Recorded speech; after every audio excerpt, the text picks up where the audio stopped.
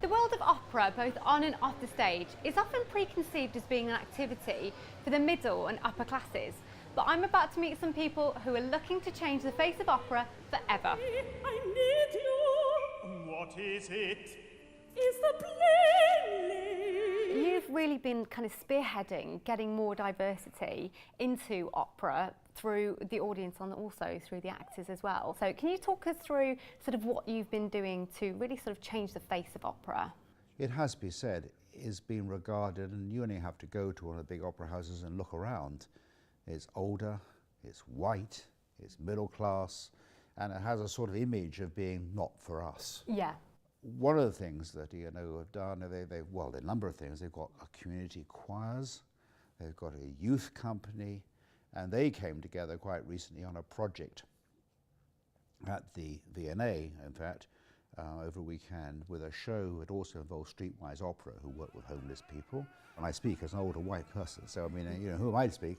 But unless we get greater diversity into the company, and then into the people coming into the profession, not just singers, but directors and lighting people and stage crew, it's happening, but we need to push. You're known for being a music artist and an author. You work in the theatre and opera as well.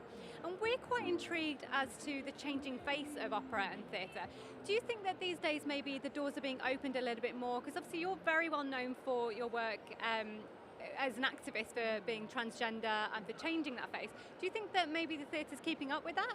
I think the theatre was logging behind a little bit, but I think the explosion that's happening recently is definitely changing how opera is not only like working with audiences, but working with artists as well. Yeah. And I think maybe that's to do with people really taking things into their own hands. So it's not so much that the change has come from the top, but the change is coming from the bottom, from composers, librettists, and just musicians of all kinds, really wanting to make work that speaks to who they are and who speaks to their audience as well.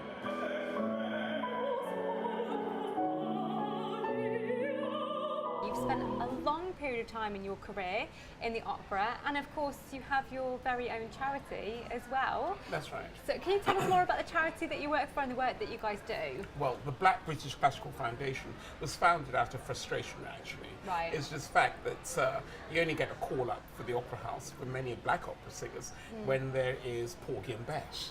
and I just thought, why isn't there more variety in castings within the major opera houses within the UK?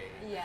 And they often say stupid things like, well, we don't know where the singers are and so forth. I mean, well, you find them when you want a black man entering. Yeah. So why can't you have them permanently on the stage? So therefore the chorus of the operas would actually look like the nation. There's a bit of a sort of stereotype that the opera is for the middle and upper classes. Do you think that they were breaking through that? I still think there's more than just the cost that becomes the barrier. Yeah. It's perception. Yes. And it's how they're perceived. So I think those are the problems, really. Yeah. But then there are lots of working class people who've actually gone into opera and make a career in it.